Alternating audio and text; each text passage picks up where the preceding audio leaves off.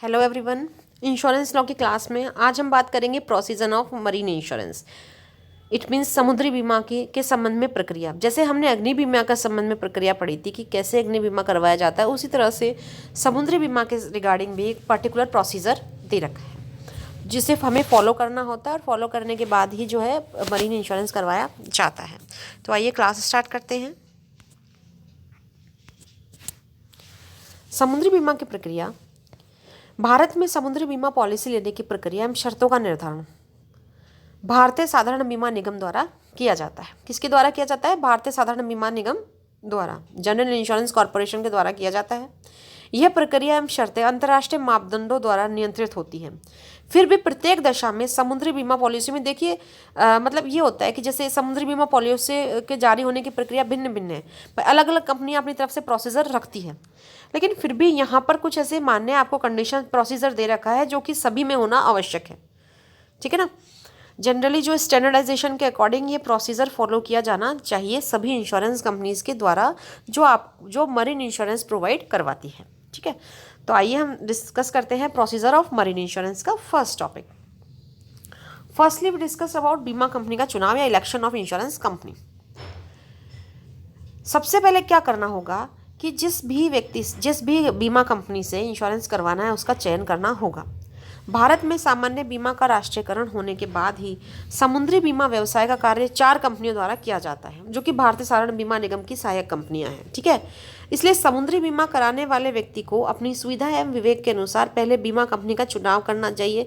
For example जैसे premium की rates क्या है, बीमा कंपनी का जो गुडविल है वो कैसा है, उसका जो फाइनेंशियल स्टेटस है वो कैसा है, वो क्या आपको प्रोटेक्शन या सर्विसेज प्रोवाइड करवा रहे हैं, इन सभी के आधार पर जो है चुना जाता है। लेकिन जनरली क्या होता है कि जो चारों कंपनियां समुद्री बीमा व्यवसाय का कार्य जो ये चारों कंपनियां कर रही है साधारण बीमा निगम की, ये कंपनियां क्या कर रही है कि इनकी जनरली क्या है कि इन कंपनियों की प्रीमियम दरें, इनके द्वारा दी जाने वाली सुविधाएं, सुरक्षा आदि में कोई अंतर नहीं है, इसलिए किसी से भी करवाया जा सकता है इन चारों में से। ठीक है, फिर बात आती है प्रस्ताव फॉर्म के बारे में, यानी कि प्रपोजल फॉर्म को फिल करना। अब प्रपोजल फॉर्म किसके द्वारा फिल किया जाता है? जो इंश्योरेंस करवाना चाहता है उसके द्वारा, चाहे वो सब माल का मालिक हो, जहाज का मालिक हो। तो बीमा कंपनी के चुनाव के बाद क्या किया जाता है कि प्रस्तावक को एक प्रस्ताव फॉर्म भरना होता है जिसे कंपनी के प्रबंधक या एजेंट से प्राप्त किया जा सकता है। समुद्री बीमा में जहाज का बीमा करवाने के लिए प्रस्ताव फॉर्म भरना पड़ता है, किंतु किराए का बीमा करवाने के लिए पृथक से कोई प्रस्ताव फॉर्म नहीं भरना पड़ता। ध्यान रखिए, किराए का बीमा का मतलब है, हमने यहाँ पर फ्लाइट के बारे में पढ़ा था, जब हम सब्जेक्ट मैटर बात कर रहे थे तब हमने फ्लाइट के इंश्योरेंस के बारे में पढ़ा था, तो ये फ्लाइट इंश्योरेंस के संबंध में है। अलग से फ्लाइट इंश्योरेंस के लिए कोई प्रस्ताव फॉर्म नहीं आता। ठीक है, कार्गो का बीमा करवाने के लिए छपे हुए प्रस्ताव पत्रों का प्रयोग नहीं किया जाता, अलग से कार्गो के लिए भी नहीं किया जाता, बल्कि जोखिम संबंधी कई महत्वपूर्ण सूचनाएं एक प्रस्ताव के रूप में देनी होती हैं। भाई इन चीज़ों में हमको जोखिम है, जैसे इनका हम करवाना चाहते हैं, लाइक हम कार्गो का करवाना चाहते हैं, फ्लाइट का भी करवाना चाहते हैं, लायबिलिटी के रिगार्डिंग भी हम इंश्योरेंस करवाना चाहते हैं, तो उसका उल्लेख करना होता है। ये सूचना एक सामान्य प्रश्नावली में दिए गए प्रश्नों के उत्तर देकर दी जाती है।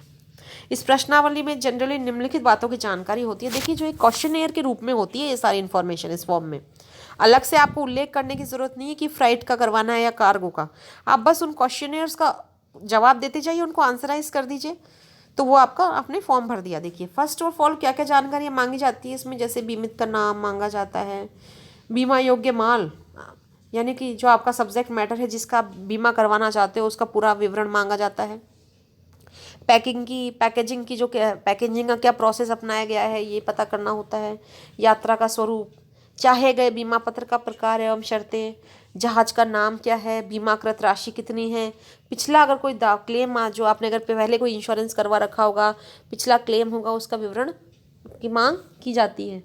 ठीक है ना, आदि। प्रस्ताव फॉर्म पूर्ण सद्विश्वास, सत्यता एवं शुद्धता के साथ भरा जाना चाहिए। देखिए, गुड फेथ यहाँ पर इंश्योरेंस कंपनी और इंश्योर्ड दोनों के बीच में ही रहना ज़रूरी है। Principle of utmost good faith, इसकी चर्चा हम पहले भी कर चुके हैं प्रीवियस लेक्चर्स में। प्रस्ताव फॉर्म के भरने में किसी भी प्रकार की लापरवाही नहीं होनी चाहिए। देखिए, दोनों ही जो है यानी कि दोनों ही पार्टीज, इंश्योरेंस कंपनी भी और इंश्योर्ड भी, इस लायबिलिटी के अंडर रहते हैं कि वो अपनी सारी सूचनाएं स्पष्ट एवं क्लियर और पूरी सही तरीके से सारी जो ट्रू इन्फॉर्मेशन है वो अवेलेबल करवाए, किसी भी प्रकार का मिस रिप्रेजेंटेशन या फॉल्स जो है किसी भी प्रकार का फॉल्स स्टेटमेंट ना करें। ठीक है, फिर हम बात करते हैं प्रस्ताव। इसकी जैसे प्रपोजल फॉर्म आपने भर दिया, ये सारी जानकारी भर दी, फिर क्या होगा, प्रस्ताव फॉर्म को कहाँ क्या कराओगे, बीमा कंपनी के पास उसको जमा करवाओगे।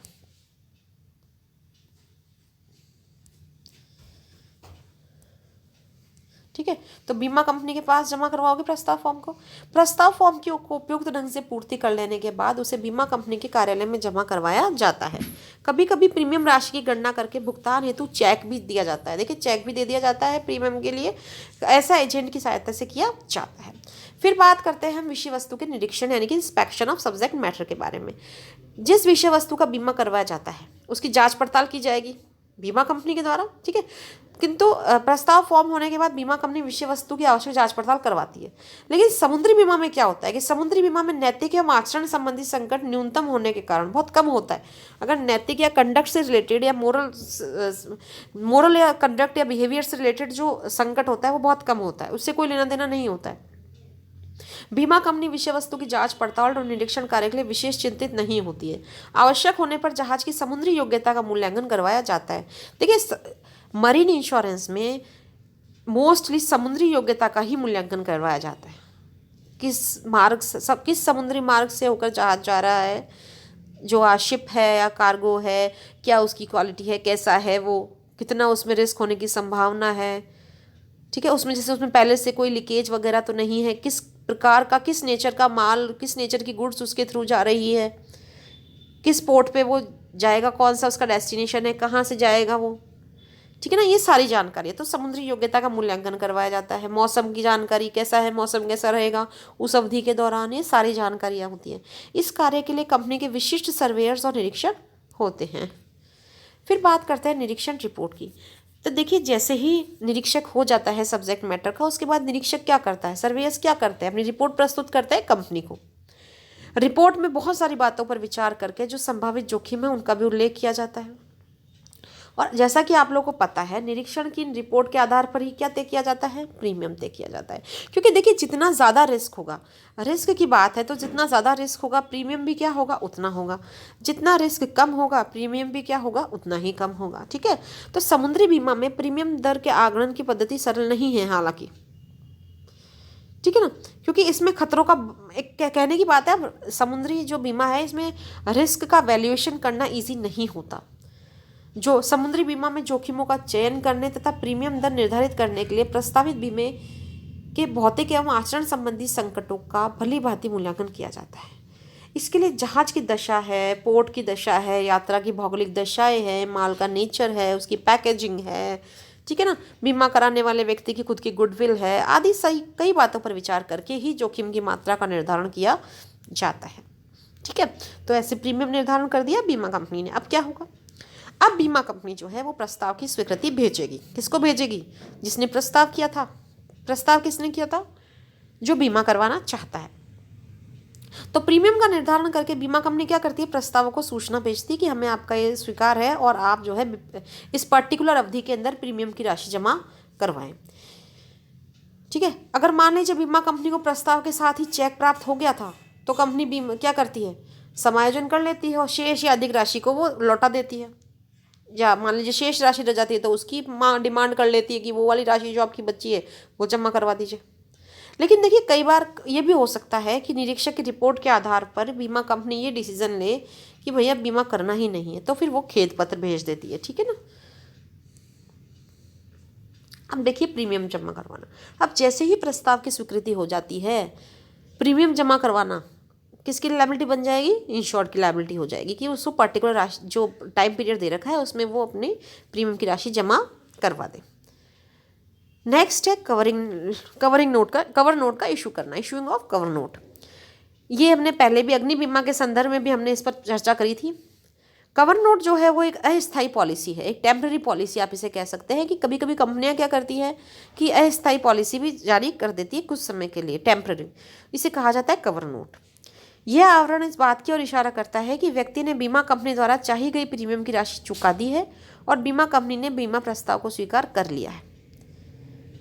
अगर बीमा पॉलिसी जारी हो जाती है तो ये कवर नोट अपने आप ही वॉइड हो जाता है और इसकी कोई वैधता समाप्त हो जाती है। उसके बाद बीमा पॉलिसी ही होती है जो होती है, ठीक है ना। फिर लास्ट में बात आती है बीमा पॉलिसी तथा बीमा प्रमाण पत्र जारी करना। जब इंश्योरेंस कॉन्ट्रैक्ट की सभी कंडीशंस फुलफिल हो जाती है उसके बाद बीमा कंपनी द्वारा पॉलिसी इशू कर दी जाती है। पॉलिसी जो है देखिए एक डॉक्यूमेंटल एविडेंस है, एक दस्तावेजी साक्ष्य है। कई बार बीमा कंपनी क्या करती है, बीमा पत्र के अतिरिक्त एक बीमा प्रमाण पत्र भी जारी करती है। यह बीमा पत्र जनरली 1 वर्ष की अवधि के लिए जारी किया जाता है। इस बीमा पत्र का बीमाकर्ता की अनुमति के बिना भी हस्तांकन किया जा सकता है। ये मेन डिफरेंस है, ध्यान रखिए।